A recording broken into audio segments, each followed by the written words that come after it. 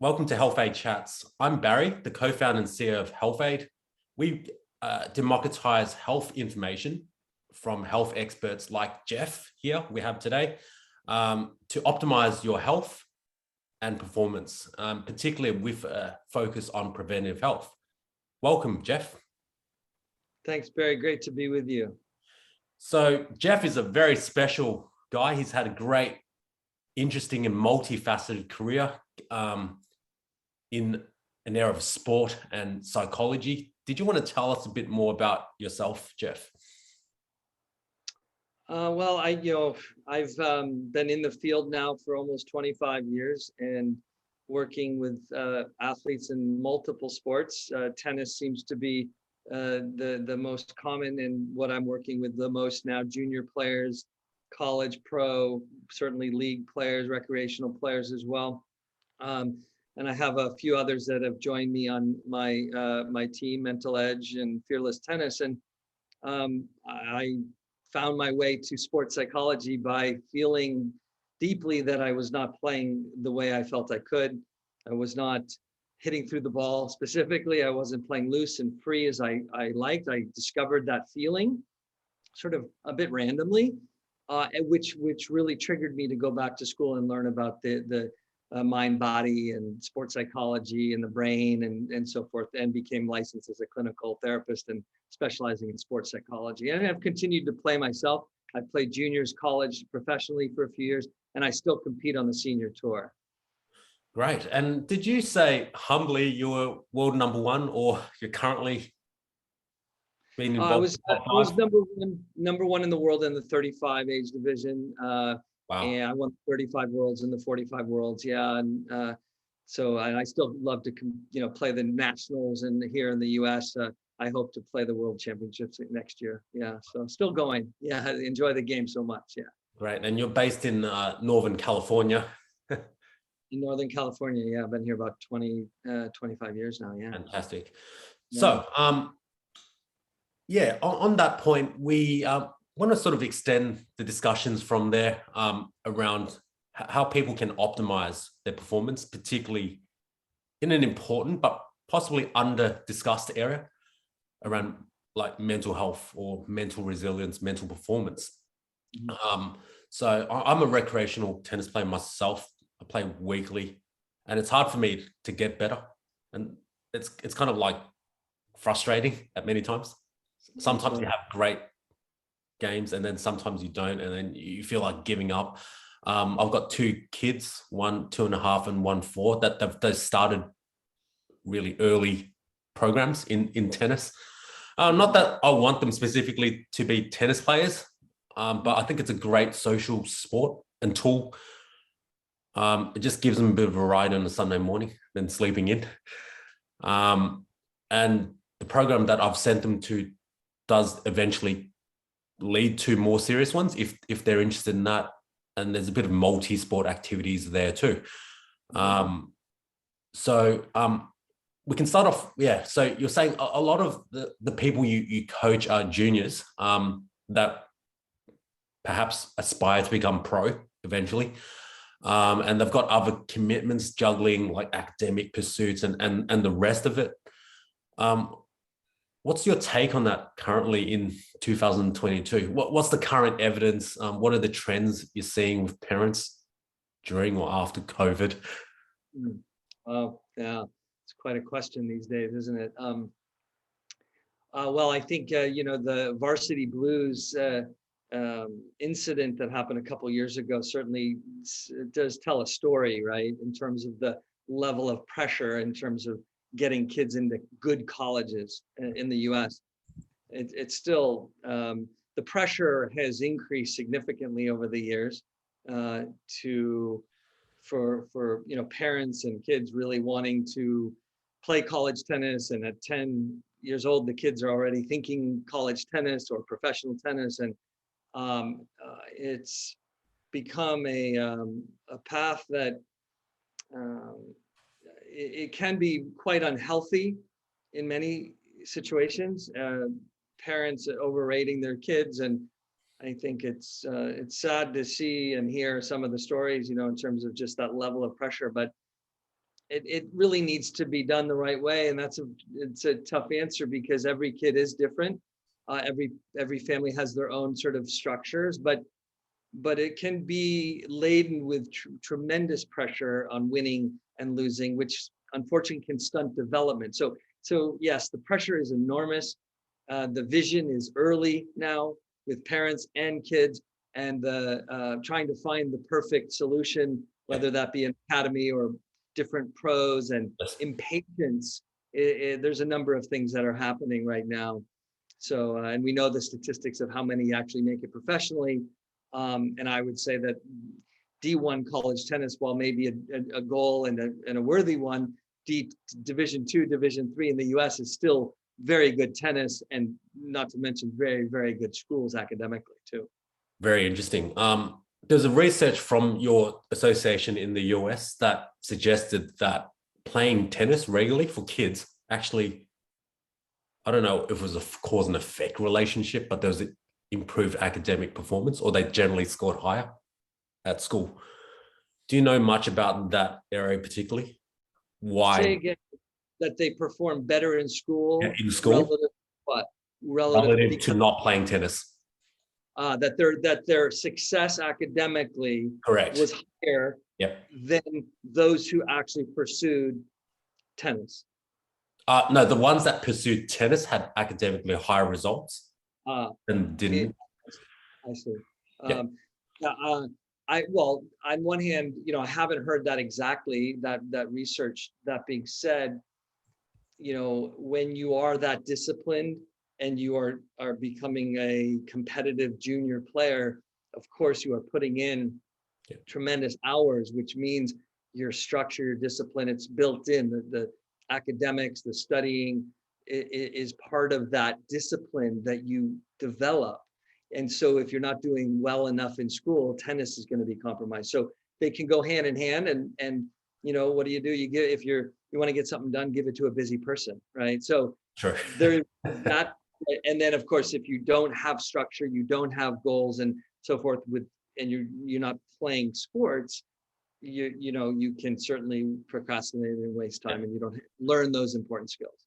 On that note, like, how do you know if your kid has it or not, and when to ramp it up and take them to all these exotic schools, or just leave it as it is? And what frequency have you found that's good for their mental health while developing their skills and experience at the same time, and having that balance? Well, it's interesting, and it does depend on the kid, of course, right? Temperament and also talent and athleticism. What is happening, I'd say, in many, many cases, perhaps the majority now, in terms of trend, you asked about trend, is to specialize early in tennis. So kids are starting much, much earlier, and the load on their body is greater than it ever was before. So the injuries, we know, based on research, that it's much, much higher now. Kids are getting hurt, shoulders, knees, etc. I've seen it myself, where the amount of tennis, 3 hours a day at 10, 8, 10, 11, and then by 16, they burn out, they quit, they're not having fun. And when you're 8, 10, it's what kid wants to play 3 hours a day of tennis? I mean, there are those special kids who love it, and it is their choice too. But I think it's important for parents and coaches to be cautious and be aware of the impact on the body, and also not being well-rounded. I think there's something to be said to have balance, to have the family not focusing just on your tennis, because the pressure I've seen then can be enormous for kids, right? That's all they have. That's all they know. Their identity is all in on tennis. So some kids have the talent. They can wait a little bit longer, a few years later. I happened to start at 13 years old to play, every day. And I went down to Bollettieri. It was the second year of the academy there. And so, I was able to play D1 and played number 1 at UC Santa Barbara there. So starting at 13 was late compared to my peers.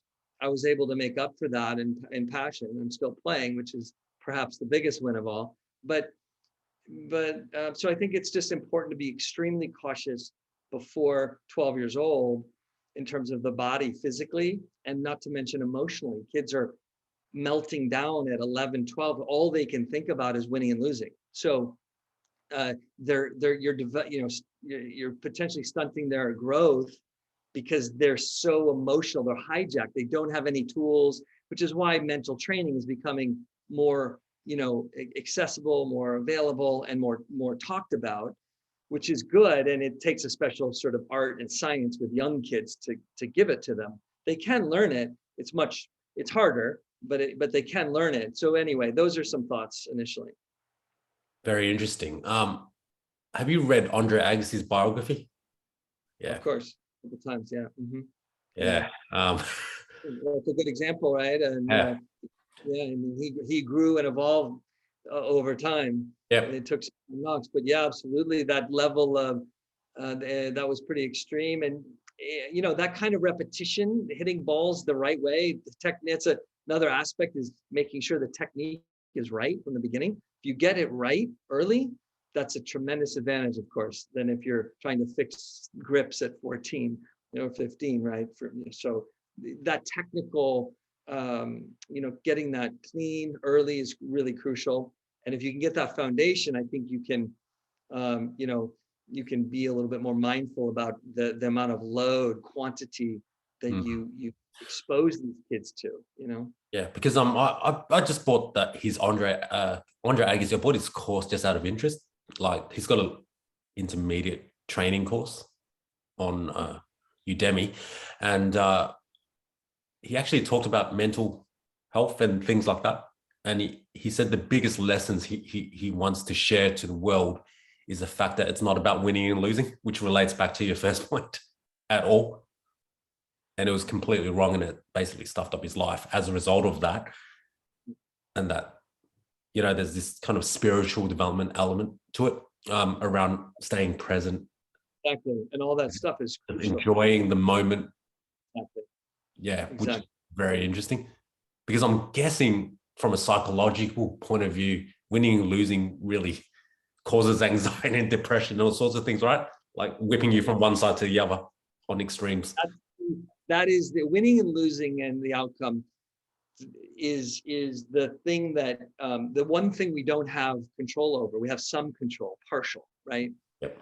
And the key is to teach kids, players at every level, to control what they can control. And so we can speak about this. This is a well-known concept in sports psychology: control what you can control. It's a life concept, right? And it's easier said than done. And that's where the training comes in. That's where the awareness comes in. That's where the consistency and motivation comes in. Of what kind of mindset do you need to play world class? And all the best talk about. Michael Jordan said, why would I be thinking about winning and losing when I'm on the court? Or why would I be thinking about that when I need to be focused on the things that will help me win, basically? So, but this pressure, this fear that has crept into the psyche of families, players, parents, including coaches, because they feel responsible to get these outcomes. So kids are sort of hearing, don't worry about the outcome. And then they get off the court, and the parents will say, well, your forehand was off. What are you doing? And you're doing this, you're slumping your shoulders, you're playing safe, whatever. So that immediate critical feedback with kids, it's a bit hypocritical. We say, don't worry about the outcome, and then rank, of course, to get into tournaments you need. So it's about balancing the desire to win. There's nothing wrong with that. And hating to lose to be good, you have to hate it. Not fearful of losing, but you can and should probably hate losing, and then learn how to control what you can control. I mean, I can see it today with the advent of technology. So everyone has smartphones. So everyone's video recording on the side of the court. So there's a lot of, so it's a different world, these days. And then you have basically, I think in 2021, you had King Richard, that movie that came out. Again, probably inspired a lot of kids thinking that, They'll all become Yeah. William sisters, and yeah, That's it's a very particularly parents who don't know the game that well. So they get exposed to it in a particular way, and then they made it in America maybe, or they wherever they were successful, and they have disposable income. Their kid is pretty good, and wins matches and loses some too, but oh, maybe we have something here, and the level of ability, talent, and work it takes to be top 100 in the world or top 50 in the world, to make a living at it. The odds are stacked so far against you, but I think parents and even some coaches don't understand the levels, and you need everything. You need the mental and emotional aspect. You need the clean, pristine technique. You need to understand the game, have a good tennis IQ, tactically understand. You have to be willing to suffer and put in the time to be fit, cardio, strength, flexibility, and you have to be willing to go all in and have the talent, which is an X factor. And many don't. And then they'll, as you were saying earlier, Barry, they'll send their kid to some academy, or they'll move the family to Florida. Florida. Yeah, and then the kids are training with the best, and they they have a 9 UTR, and the parents are like, but he plays at a 10.5 UTR in practice, and it's but the pressure the kids feel to make good on this investment is also something that the pressure really is quite significant. Right. So on that point, do you have any tips for parents around this to monitor signs that their mental health maybe is getting worse from doing too much? Or kids don't have a developed frontal lobe, prefrontal cortex until they're roughly 28 years old, right? So they're being, they're kind of hijacked out there often of fear of missing, of losing. And parents are watching and maybe disappointed, and so there's a lot there, and so as far as tips, when you see your child really carrying the losses with them out overnight and into the week, and you see them energy is low, and all of that, that's certainly signs of depression. And you have to look across the board in other areas, school and friendships too, but you do want to, anxiety is very high now, we know, with COVID and mental health in general. Anxiety is extremely high. It's at least doubled and probably tripled here, right? So kids are anxious, and the world is uncertain, and tennis is the most uncertain. You go out and you don't know, it's all you, no team, whether you're going to win or lose. So it's just being mindful and trying to have to not add pressure to kids, right? And give them resources to improve this part of the game. It is something you can work on. To have somebody objective, it's very difficult, if not sort of counterproductive, to have parents trying to influence their child's directly around their attitude and behavior when it comes to pressure and performance, when fear is operating and the kids are erupting on the court or after, and they're getting into fights and things, because kids are wanting naturally to become more independent. They're wanting to separate and become their own person, right, to a certain degree. And if parents are sort of controlling too much, are doing too many things for them, which can happen easily. Kids forget, and they're not doing the packing their bag, but helping kids take care of the things they can take care of. Let them sign up for the tournament. Let them pack their bag. Help them at first, but give them that responsibility. Yeah, that's an excellent point. I'm a big believer in that. And being a parent, my son and daughter actually follow in early learners the Montessori approach, which encourages that independence. I never had it as a kid because I was Asian, and as in an Asian family, you become more dependent over time than the other way around. So that was my own lesson there. And it was just things like basic responsibility over, if you take something like where your tennis, in this context, where your tennis racket, put it back where it was, put the balls back where it was. As you said, book your own events, whether that's the case. Or weigh in, at least be part of that process. So and be part of that process rather than your parents pushing it and go, just focus on the training, which isn't it's just great insights that it relates to, optimizing your child, just generally speaking, not just tennis, other sports, or if they want to become something else, like, the next Elon Musk, for example. Whatever it is, but to how to optimize themselves, their character, providing clarity on the values that you want them to get, as a human being, it will translate on the court. If it's tennis specific, you're squeezing something and it will often erupt. I love that. I love that point, because my daughter, even though she's 2.5, she's already saying, "Daddy, where's my water bottle?" Yeah. So she's already taking that responsibility. Yeah. Knowing that when she goes to tennis practice or like coaching, there's certain things she has to follow. Yes. And I think that's here's the irony, Barry. Like, tennis is an individual sport, right?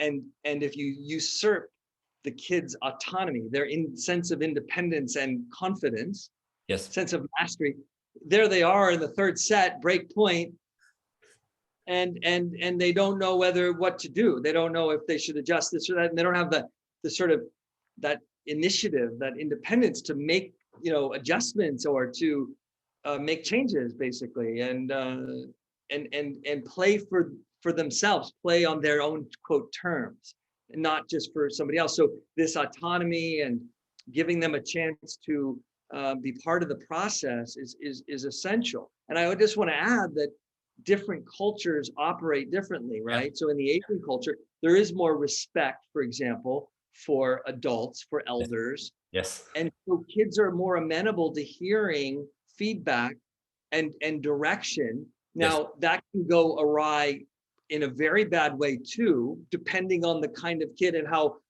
Americanized they become, or how their temperament. So I just wanted to say, though, that the cultural aspect, you can influence your child a bit more in the Asian culture than you can sometimes American culture. Yeah, I mean, I'm just seeing this observationally, right? But lots of Asian culture kids, like Indian, Chinese, from where their parents are immigrants, hugely popular tennis, hugely. And I don't think the first thing on their mind is seeing a sports psychologist. Do you know what I'm saying? But I'd love to. So though, more so, you'd be more so. Yep. In the last 6 months, it's changing. As I said, with Osaka and Bio, like she's blowing up there. So many are coming out and openly talking about depression and the anxiety, etc. So you are seeing it, but that can go because of you said the immigrants, they succeeded, they've been successful with hard work, and they want to offer this opportunity to the kids, and the kids feel enormous pressure. I mean, there's another example, I think, in your area, in the Bay Area, the skier, or an Asian female. Yes. She's won gold medal, like in the Winter Olympics, and there's a few issues around that, I think, around her mental health, and her parents were interviewed about what's the secret and to her success, and she was a Stanford alumni, and she went to, I think, San Francisco High School or one of those ones, and she said the secret was just sleep a lot more every day. What's your take on that? Like, she just let her slept. Yeah, that's what the parents said. Yeah, that's what the mum said. Is that evidence-based information there? Well, we know sleep is obviously crucial, right? An hour more of sleep reduces injury, and and improves performance, focus, especially sleep. And as an athlete and people in general, we don't sleep the way we can. So certainly sleep is a peak performance tool if you can get it right and you guard it. So that's when you're that good and you need recovery. That's another aspect here that we're talking about, that there's so much emphasis on repetition and hours and getting the 10,000 hours and competing with the next family and the next kid who's got this coach and they're playing 4 hours a day, that trying to recover, making sure that's an aspect of your entire process, giving athletes time, to bodies and minds chance to let go a little bit. Yeah, I mean, there's arguments against that 10,000 hour rule too, but as we talked about, I think there's a race to quickly get to the 10,000 hours as early as possible. So you're finding that parents that's getting their kids to hit fluffy balls earlier to increase the whole overall volume, which kind of makes sense, doesn't it? That the more balls you hit, technically, the better you should get with the right feedback and mindset. The downside, isn't there a downside to everything? Isn't there a cost and benefit to everything? For one out of 100,000 or kids, or one out of you name that, put the number there, that level of training that early, and they have all the other factors, including the X factor, and then they become something special. But you front load it like that at 6 or 7 and to 11, and they look amazing at 12. Yeah. And with the wrong ingredient and the not enough intrinsic motivation, not enough balance, that amazing 12-year-old will never play again after 16. Or I've seen this. I've seen this actually. So there's a lot of parents with Instagram accounts that manage it for their kids. Amazing technique and just amazing players at like 10, 12, as you said. And you never see them again in the pro circuit for some reason. I'm not sure. The stat on that was about 75% of athletes in general were quitting when they started at that age, that they were quitting by the time they were 16, because it wasn't fun. Yeah. There you go. And you can't control that one.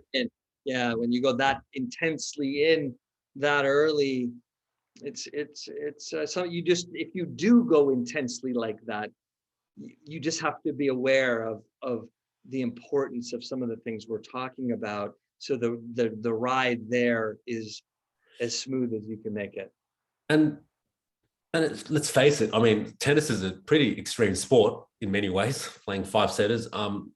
You can get injured and never get back, correct? To your original form. Oh boy, I've seen it all too often. And the risk of that by just overloading joints and tissues at an early age just increases that rate significantly. And the research around that is emerging, but it's not prominent yet. Right. Do you agree? Like this is kind of a new phase in it's out there, but in science, but not in the mainstream. It's not in the main. No, I don't think it is. It's not a government guideline, right? Not to. So it's quite interesting because you're seeing on the other end of the spectrum, you're getting a lot of marathon runners, endurance sports in the older age group, doing a lot of training. And I think you're starting to see, as we talked about, like parents starting their kids early for many reasons, not just for one. So I think your area of expertise is just going to become more and more popular. You'll be booked out for many months worldwide. I'm already seeing it because the kids they can't handle it, and now that it's okay to seek out mental training. In fact, here's the good sort of metric. A couple years ago, just pre-COVID, really, parents were asking me when I asked them, does your child want to do this? Are they open to mental training? They would, in 50% of the cases say, well, we haven't yet spoken to him or her, but we were wondering how we should approach that. What would be the best way to talk to our child? Now, Yeah. 95% of the cases, they're saying, oh, my child has been asking me for mental training. Wow. Okay. Didn't know that. That is a massive sea change of kids who are recognizing more the value of this. So they must be picking up through the media and the commentators. Yeah. And Medvedev has a sports psychologist. I mean, Psychologist has a sports psychologist, number one in the world, hasn't lost a match in how long now, has a sports psychologist in the box with her, right? Wow.